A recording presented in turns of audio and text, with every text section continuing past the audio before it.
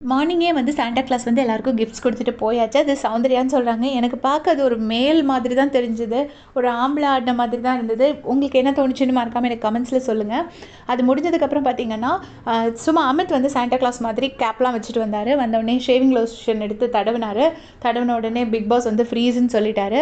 அப்புறமா எல்லோரும் பாரு கூட விளையாட ஆரம்பித்தாங்க. பாரு மேலே நிறைய லோஷன்லாம் போட்டு பாரு மேலே காஃபி எல்லாம் ஊற்றி எல்லாம் விளையாண்டாங்க. திவ்யா அப்போ காஃபி குடிச்சிட்டு இருந்தாங்க. அப்போ வினோத் அண்ணா கேட்டார், இந்த காஃபி கூட உனக்கு ஏன் காஃபி அப்புறமா தரேன் அப்படின்னு.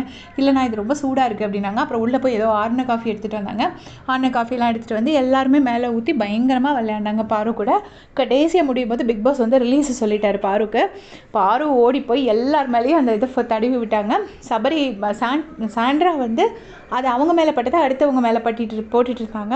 அப்போ சாண்ட்ரா கிட்ட சபரி எனக்கு இது செட்டே ஆகாது, என்னை விட்டுருங்க அப்படின்னு சொன்னாங்க. இந்த சபரி செட் பண்ணுற பவுண்ட்ரிஸ் தான் எனக்கு ரொம்ப பிடிக்கும். சபரி கிட்ட யாருக்கிட்டையும் அவர் எல்லாம் மீறவும் மாட்டார், அடுத்தவங்களை எல்லாம் மீற விடவும் மாட்டார். அதே மாதிரி சொல்லிட்டு அவர் ஓடிட்டார். அப்புறமா இங்கே உள்ளே வந்தோன்னா விக்ரம் பாவம் சிவனேன்னு தான் உட்காந்துருந்தார். விக்ரம் மேலே வந்துட்டு பாரு வந்து மேலே போய் இது பண்ணி ஃபுல்லாக மேலெல்லாம் தடவி விட்டுருவாங்க.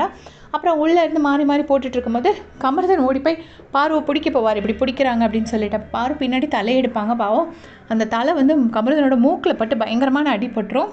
நல்ல ஒரு நிமிஷம் ரொம்ப கஷ்டப்பட்டுருப்பார். ஏன்னா மூக்கில் பட்டனால ரொம்ப இதாகிட்டு உள்ளே போயிட்டு ஐஸ் பேக் வச்சுட்ருப்பாரு. அவருக்கு என்னென்னா ஃபேஸில் ஏதாச்சும் மார்க் ஆகிடுமோ அப்படிங்கிற மாதிரி பயம்.